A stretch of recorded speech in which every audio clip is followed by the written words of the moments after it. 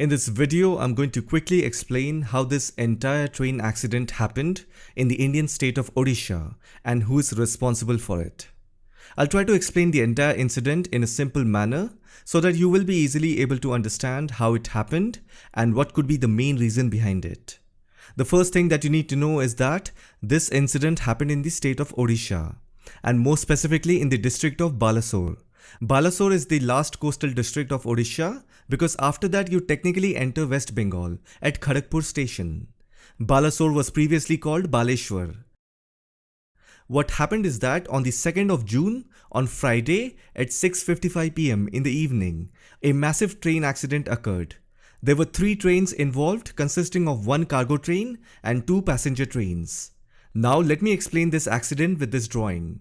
There were 4 tracks. Let's name them 1, 2, 3, 4. The first track is the loop line. Now what is a loop line? Basically you can think of this as an extra single railway line that is often located at or near a railway station.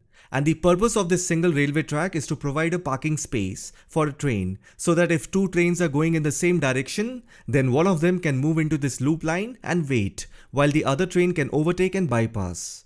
Now this loop line will have an entry point and an exit point. At both points, there will be an interlocking system. Basically, a machine or a mechanism is placed on the track that shifts a small piece of the track, allowing the train to transition onto a different track. This is all part of the railway signaling. This is how complex railway lines work.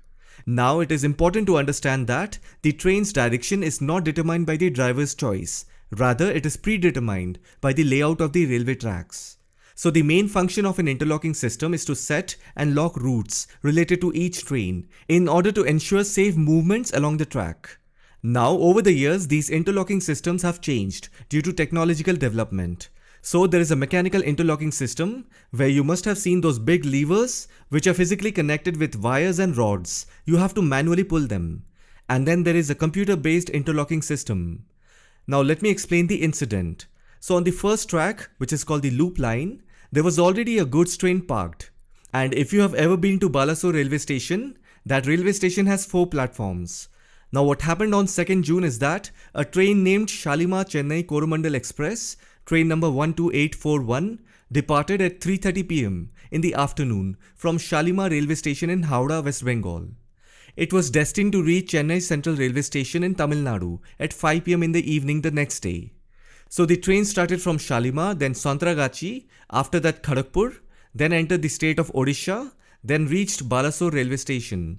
And after that the train must have travelled for about 20 to 25 kilometers, and before reaching a railway station called Bahanaga Bazar, this train left its main track and entered the loop line, which was not its designated main track, and collided with a goods train that was already sitting on the loop line.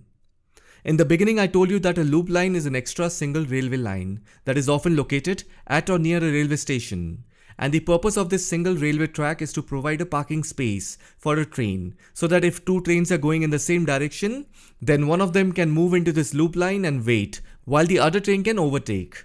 Coromandel Express is a superfast train. As soon as it entered the loop line, it collided with a goods train that was sitting idle in the loop line. Now due to its high speed, the impact was heavy. The engine of the passenger train crushed the rear end coach of the goods train and went above it. Both the passenger train as well as the goods train were in the same direction because they were supposed to go in the same direction. It is just that the goods train was stationary and it was sitting idle in the loop line. The passenger train, that is the Coromandel Express, was already on its fixed main line to Chennai, that is track number 2. But then what happened was it moved on to the first track, that is the loop line, and collided with the goods train.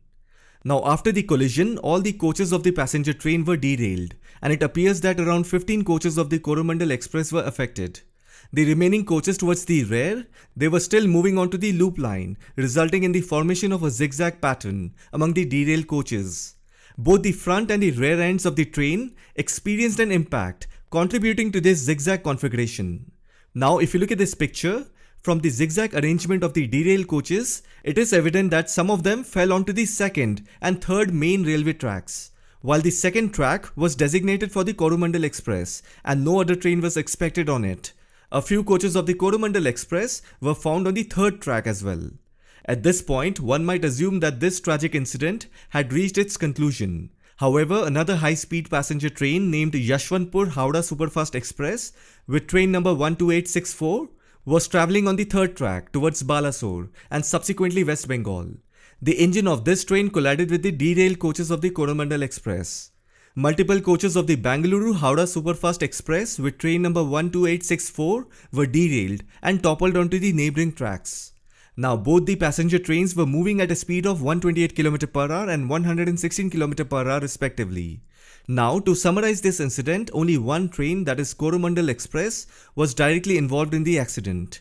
The other two trains, the goods train and the Yashwantpur-Howrah Superfast Express, were not active participants but rather became collateral damage in the incident.